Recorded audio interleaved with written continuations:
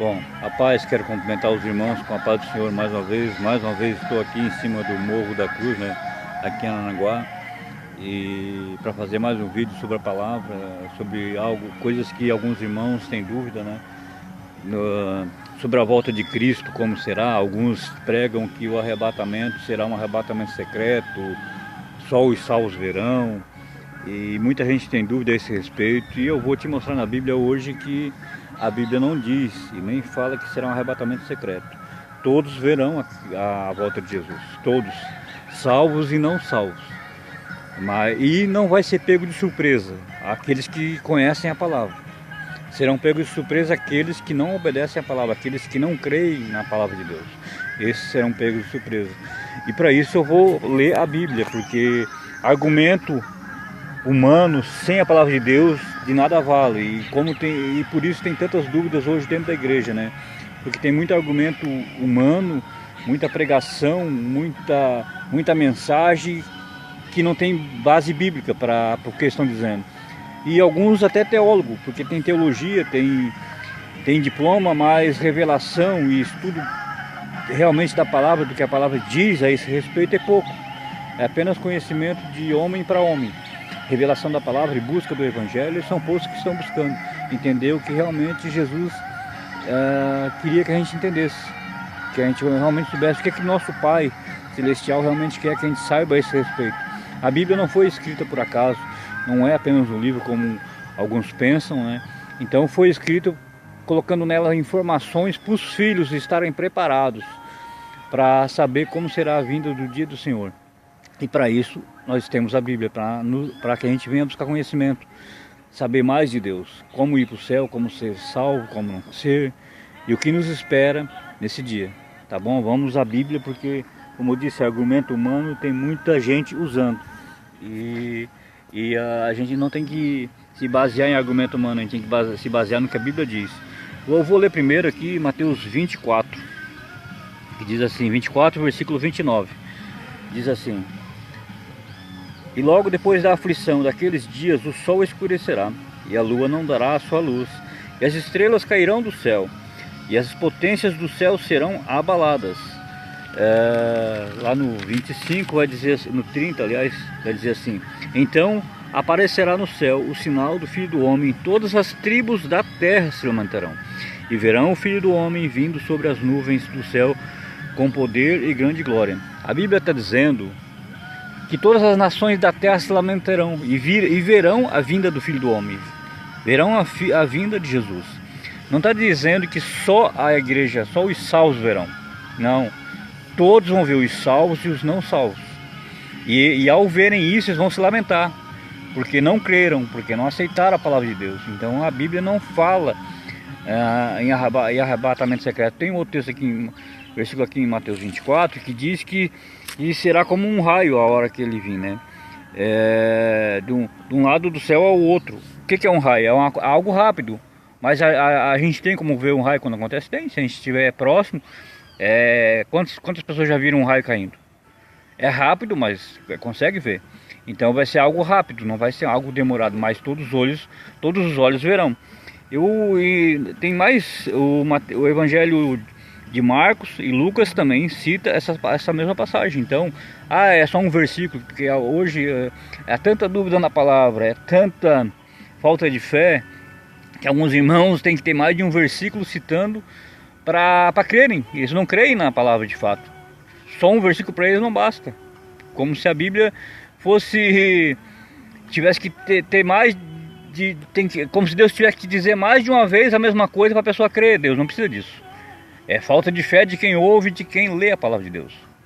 Porque quem crê na palavra de Deus, Deus disse uma vez basta, ele já está crendo, ele aceita o que Deus disse. Não precisa repetir 50 vezes a mesma coisa para ser Deus falando. Eu só tenho dúvida quando é um homem falando, aí eu posso ter dúvida, daí eu vou pedir confirmação de Deus.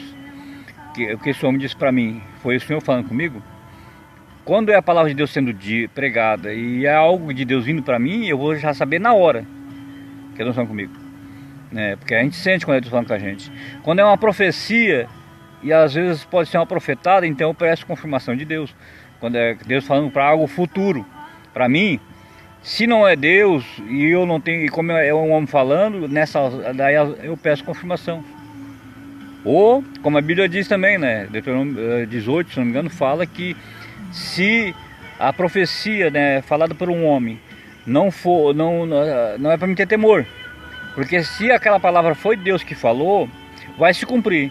E se não foi Deus quem falou, não precisa ter temor dele, não vai se cumprir. Então só basta dar tempo ao tempo. Com o tempo provará se aquela profecia veio de Deus ou não, porque se for de Deus vai se cumprir no tempo determinado de Deus. Tem coisas que Deus fala que acontece na sequência, conforme o que Deus está fazendo, dá datas ou dá um tempo específico. Há profecias na Bíblia que ainda não se cumpriram, e não deixar de ser de Deus porque ainda não se cumpriu. Tem boas partes das profecias já estão cumpridas, e tem coisas que estão se cumprindo ainda, e vão se cumprir algumas ainda, porque nós estamos chegando próximo do tempo final nessa terra, próximo da volta do Senhor Jesus. Então há coisas a se cumprir ainda. Por isso Jesus não voltou, como eu disse em outro vídeo, que eu também vou botar os links abaixo, né, de outros vídeos que eu já fiz a respeito disso, de sonhos que Deus já me deu sobre a volta de Jesus. Então, vídeos que eu coloquei, que eu já fiz a esse respeito, sobre outros assuntos, tem a ver com o mesmo assunto. Se você tem dúvida ou não assistiu esses vídeos, vai estar na descrição desse vídeo abaixo, tá bom? Então vamos a um outro texto agora, que...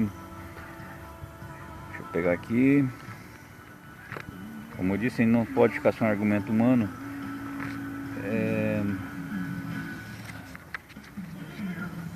Só para mim, meio rápido aqui. Ó, 1 Tessalonicenses, capítulo 5, diz assim: mas irmãos, acerca dos tempos e das estações, não necessitais que se vos escreva, porque vós mesmos sabeis muito bem que o dia do Senhor virá como um ladrão de noite, pois que quando disserem a paz e segurança, então lhe sobrevirá a repentina destruição, como as dores de parto aquela que está grávida, e de modo nenhum escaparão. Aqui está dizendo que será como um ladrão, mas a Bíblia vai dizer na sequência, para Deus, que para quem conhece Deus, para quem tem o Espírito Santo, não vai ser pego de surpresa. Vai ser como um ladrão para quem não conhece a palavra, ou para quem não está em obediência. Esses vão ser pegos de surpresa, assim como um ladrão rouba a casa de alguém sem ele esperar, porque não está esperando pela volta. Então vai ser pego de surpresa. Aqueles que são filhos de Deus, que estão atentos aos sinais que a Bíblia descreve, Mateus 24, Apocalipse, onde fala das trombetas, das taças, dos selos sendo abertos, esses que estão atentos aos sinais, esses não serão pegos de surpresa, porque estão preparados para a volta de Jesus. Então esses não vão ser pegos de surpresa, ainda que seja rápido, que esse vai estar preparado para essa hora. Não vai saber o dia nem a hora, mas vai estar preparado, então não vai ser pego de surpresa, porque os sinais na terra que já estão acontecendo vai deixar o povo desperto para a volta de Jesus. Amém, irmãos? Versículo 4 continua: mas vós, irmãos, já não estáis em trevas, para que aquele dia o surpreenda como ladrão. Ele está dizendo, ó, vocês que somos nós, aqueles que conhecem a palavra, aqueles que encontraram Jesus, aqueles que têm o Espírito Santo, nós já não estamos mais em trevas, nós já estamos na luz. Então nós não seremos pegos de surpresa, porque todos vós sois filhos da luz e filhos do dia. Nós não somos da noite nem das trevas. Não durmamos, pois, como os demais, mas vigiemos e sejamos sóbrios, porque os que dormem de noite, e os que se embebedam-se de noite. Mas nós que somos do dia, sejamos sóbrios, vestindo-nos da couraça da fé e da caridade. Algumas versões vai dizer o amor, e tendo por capacete a esperança da salvação, porque Deus não nos destinou para a ira, mas para a aquisição da salvação por nosso Senhor Jesus Cristo, que morreu por nós, para que quer vigiemos, quer durmamos, vivamos juntamente com Ele. Pelo que exortai-vos uns aos outros, edificai-vos uns aos outros, como também o fazeis. A Bíblia está dizendo, né, que nós já não estamos mais em trevas. A gente, que você e eu, que buscamos Deus, que tivemos um encontro com Jesus, que nascemos de novo, que temos o Espírito Santo, nós não estamos mais nas trevas. Hoje a gente vive na luz, a gente conhece a verdade. Então a gente não está mais naquela cegueira espiritual de antes. Então a gente olha para o mundo, e o Espírito Santo em nós nos faz perceber os sinais, nos desperta, nos faz ficar atento para aquilo que está acontecendo, nos mostra o que está acontecendo no mundo, dá sonhos, dá entendimento na palavra, e a gente começa a perceber o que está acontecendo, e a gente começa a perceber que não é mais como alguns irmãos pregam. Segunda Pedro, também tem outro texto que fala da vinda de Jesus. Segunda Pedro 3, 8 diz assim: mas amados, não ignoreis uma coisa, que um dia para o Senhor é como 1000 anos, e 1000 anos como um dia. O Senhor não retarda a sua promessa, ainda que alguns a tenham por tardia, mas é longânimo para convosco, não querendo que alguns se percam, senão que todos venham a arrepender-se. A vontade de Deus é que todos venham a se arrepender. Deus não quer que que os filhos dele vão para o inferno, para a condenação. Deus não quer isso, nenhum pai quer isso. Eu não quero que meus filhos se percam, mas tem o livre-arbítrio de cada um. Então a vontade de Deus é que todos viessem a se arrepender. Embora a Bíblia deixe claro que não serão todos, tanto que lá em Mateus 25, 31, no grande julgamento, Jesus vai dizer ali que ele vai separar do lado esquerdo os bodes, do lado direito as ovelhas. Então se ele vai separar, e vai ter, porque não vai ser um grupo só, vai ter dois grupos, os salvos e os não salvos. Então não vai ser todos que vão se arrepender, não serão todos que vão aceitar a palavra, que vão crer, que vão se preparar e vão crer de fato para obedecer até o final. Então uma parte não vai obedecer a palavra, então não serão todos que irão se arrepender. A vontade de Deus, como pai que ama os filhos, é que todos venham a se arrepender, porque nenhum pai quer o mal para os seus filhos. Deus também, como pai, também não quer isso. De novo, né? 10. Mas o dia do Senhor virá como um ladrão de noite, no qual os céus passarão com grande estrondo, e os elementos ardendo se desfarão, e a terra e as obras que nela há se queimarão. Havendo, pois, de perecer todas essas coisas, que pessoas vos convém serem santo trato e piedade, aguardando e apressando-vos para a vinda do dia de Deus, em que os céus em fogo se desfarão, e os elementos ardendo se fundirão. Mas nós, segundo a sua promessa, aguardamos novos céus e nova terra, em que habita a justiça.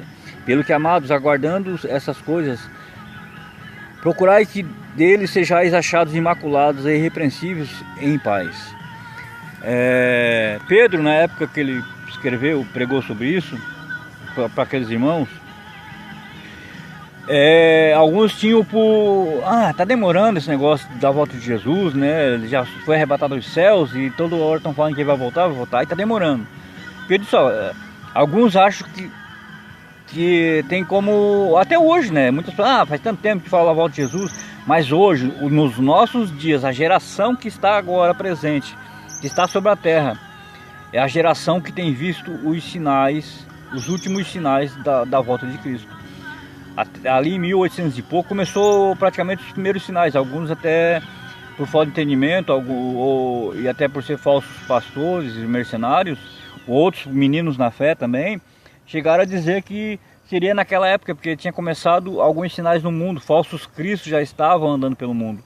Eu fui fazer uma pesquisa sobre isso, quando Jesus fala de falsos cristos, os falsos cristos já estão na terra desde 1800 e pouco. Aqui no Brasil tem um muito conhecido, que é o Henri Cristo, né?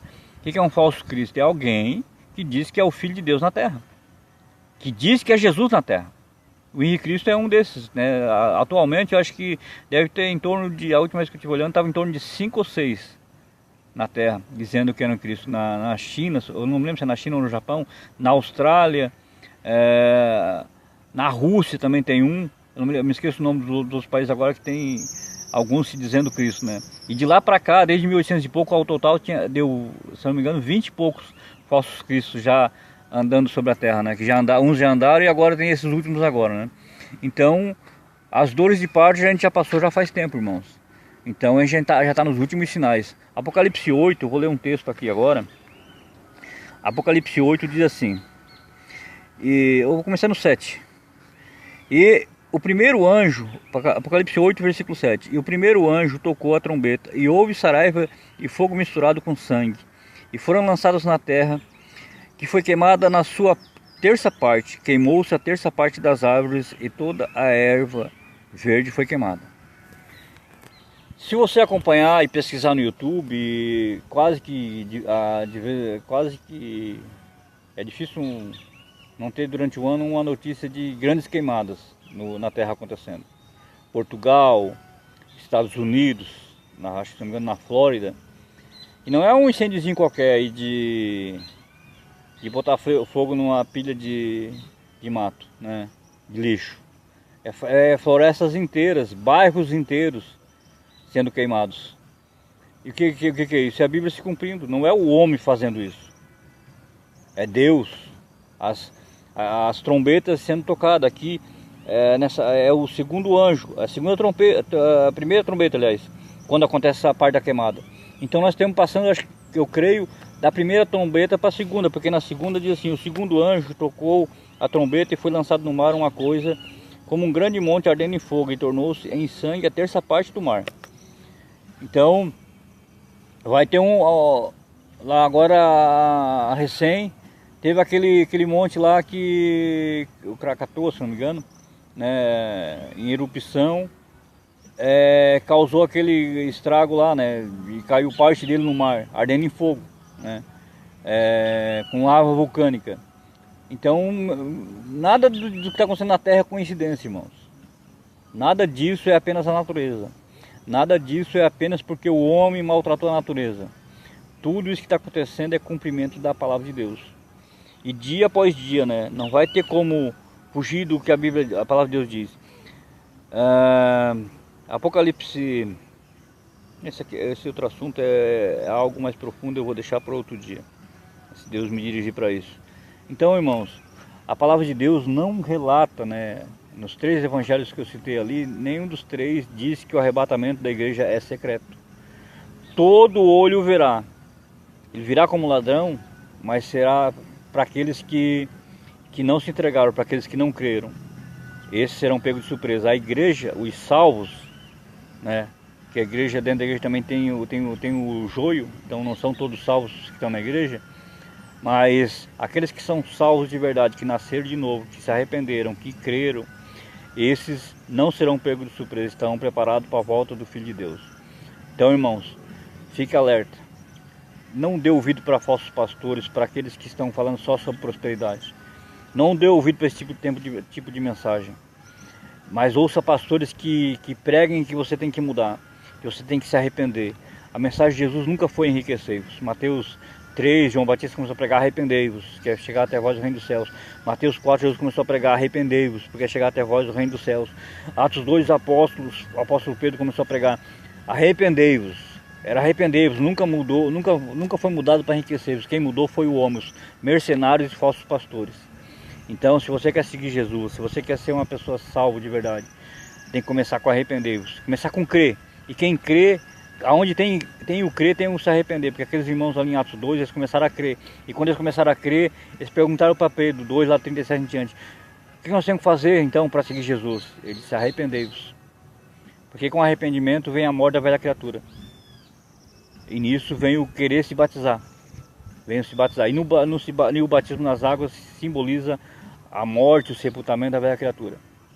Quando você sai das águas, como aconteceu comigo e outros irmãos, a gente não continua mais a mesma pessoa. A aparência física por fora até vai estar meio semelhante a algumas coisas, mas até isso com o tempo vai mudar. O teu semblante não será mais o mesmo, o teu sono não será mais o mesmo, tudo vai mudar de dentro para fora. Tá bom? Fiquem todos na paz, até um próximo vídeo. Que Deus abençoe em todos, em nome de Jesus. Se você tiver dúvidas sobre algum assunto na Bíblia, deixa um comentário embaixo desse vídeo, que eu vou estar falando a respeito no próximo vídeo, tá bom? Deus abençoe a todos em nome de Jesus. Amém?